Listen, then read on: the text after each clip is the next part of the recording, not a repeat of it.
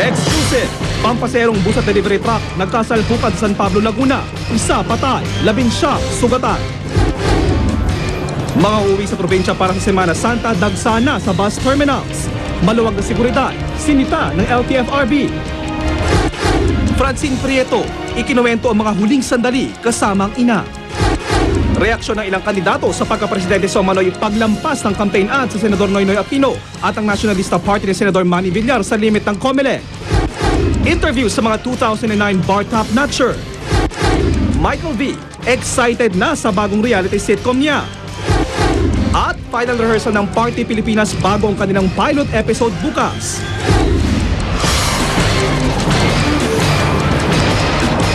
Mula sa GMA Network Center, ito ang 24 Oras.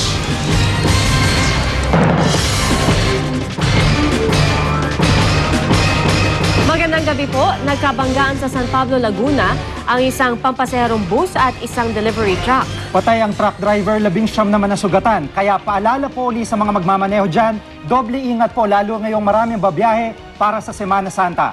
Nakatutok si Trisha Safra, exclusive. Naabutan naming naipit pa sa driver seat si Sherwin Roman ng Raymond Bus matapos makasalpukan ng isang delivery truck sa Maharlika Highway, San Pablo, Laguna alas 2 ng madaling araw kanina. Ang karelyebong driver nasaktan din. Papuntang Bicol ang bus galing Maynila. Biyaheng nagkarlan Laguna naman ang truck galing Batangas para mag-deliver ng pagkain ng manok. Dead on the spot ang truck driver na si Gerald Remedios, 21 anyos, taga Batangas. Duguan ang kapatid niyang si Jake. Nasaktan din ang dalawang helper na mga kaanak din ng magkapatid na Remedios at 14 pang pasahero ng bus. Dahil sa tindi ng salpukan, nasira ang pintuan ng bus kaya hindi agad nakalabas ang may 40 pasahero. Ang iba sa bintana na lumabas. Hindi magkikreate ng ganang kalaking damage kung hindi sila mabalis pareho. Ayon sa kwento ng mga pasahero at nasakay ng truck, mabilis umano ang patakbo ng bus at meron itong inunahang kotse pero hindi ito umabot kaya naman nabangga ang truck ng feeds. Nakita ko talaga. Na-overtake siya. Mabilis takbo nito. Ang bilis. Paano po nangyari? Mabilis ba yung takbo? Hindi naman pong gano'n. Hindi naman matuloy. Kargado. Tsaka kaming gulong. Hindi ho maring tulinan niya at sasabugo yan. Dinala sa 2 ospital ang mga sugatang biktima. Nakalabas din agad ang karamihan sa kanila. Iniimbestigahan pa kung sino ang may pananagutan sa aksidente. Mula sa Laguna, Trisha Zafra, nakatutok 24 Oras. Handa raw humarap sa investigasyon ng Raymond Bus Liner kaugnay sa naganap na aksidente sa San Pablo. Nangako rin sila na sasagutin ang lahat ng gastusin sa ospital ng manasugatan. May mga tauhan na raw sila sa ospital para asikasuhin ang mga pangailangan ng mga biktima. Hindi po ito ang unang pagkakataon na nasangkot ang Raymond Bus Liner sa malagim na aksidente.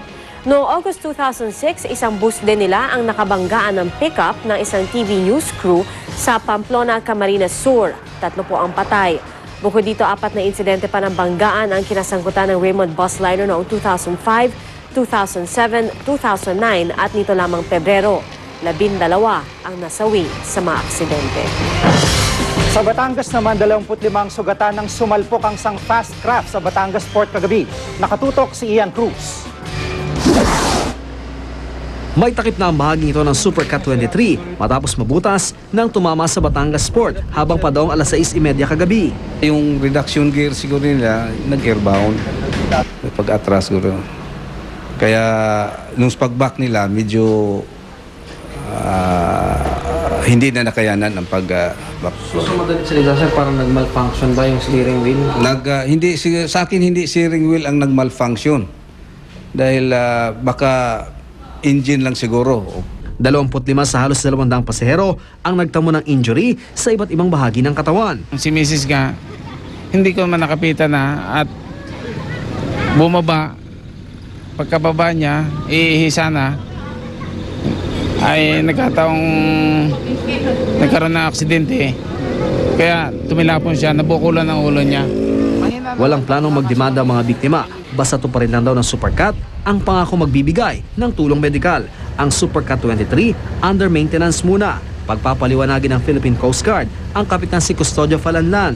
Dito ibabase ng Coast Guard kung kailangan pa imbestigahan ng Special Board of Marine Inquiry ang nangyari.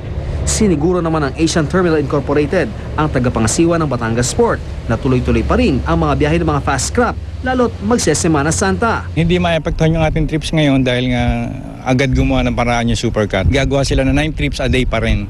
Makailang beses sinubukan ng GMA News na kunin ang panig ng Supercat pero bigo kami. Mula rito sa Batangas, Ian Cruz, Nakatutok, 24 Oras. Dumadagsa na po sa mga bus terminal ang mga kababayan nating uuwi sa mga probinsya para sa Semana Santa. Kanina nag-inspeksyon ng mga taga-LTFRB. Tinignan ang kondisyon ng mga bus at mga driver para matiyak ang kaligtasan ng mga pasahero. Sinita nila ang maluwag na seguridad, gayon din ang ilang bus na di maayos ang pagkakasalansan ng mga bagahe. Pati mga taripa at papeles ng mga bus sinuri para masigurong walang overcharging at koloro. Inako ng New People's Army pagsalakay sa isang CAFGU detachment kahapon sa Mlang, North Cotabato. Patay ang isang CAFGU member, sugatan ng dalawa niyang kasamahan. 2 sibilyan naman ang tinamaan ng ligaw na bala. May 30 matataas na kalibre ng armas at mga gamit pang militar ang natangay ng mga nakabi-sibilyang NPA.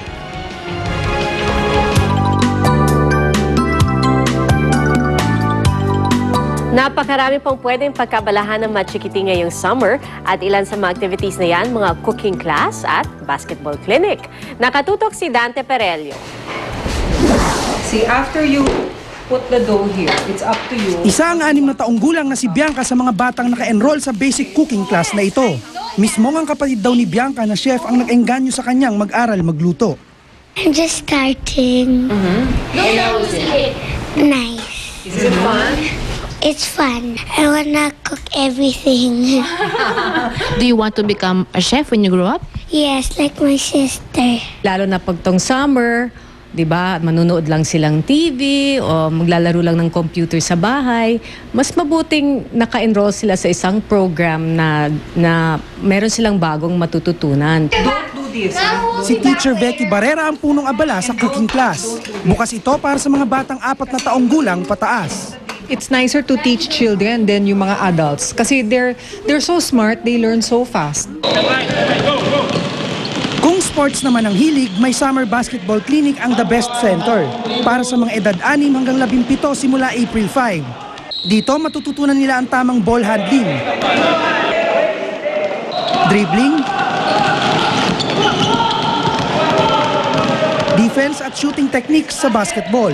Bakit ka sumali dito? Gusto kong matuto mag-basketball. Marami ka na natutunan. Opo.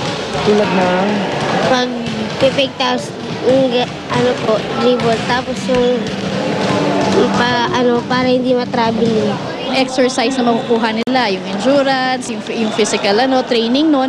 And at the same time, maraming sa experience namin, marami after nito, nagiging mga kaibigan na nila.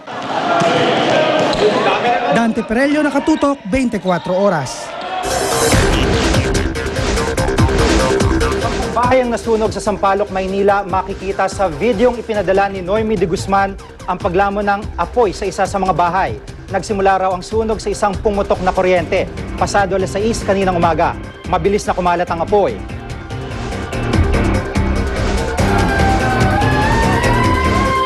Mga barong-barong naman ang nasunog din sa Cavite City kanina ring umaga. Kitang-kita makapal na usok at apoy sa mga litratong ipinadala ni Richard Ko. May bago na pong website, ang YouScoop. At para magpadala ng mga video at litrato ng mahalagang balita, mag-log on lang sa www.youscoop.tv. Para naman magpadala ng text sa MMS, i-text ang scoop space, message space, ang inyong pangalan at address at ipadala sa 4627. At mga kapuso, maging mapagbantay po kahit Semana Santa. Ipadala sa YouScoop ang litrato video ng mga kandidatong mga ngampanya sa Huwebes Santo at Biyernes Santo. Bawal po yan, ayon sa COMELEC. Magbabalik ang 24 Oras.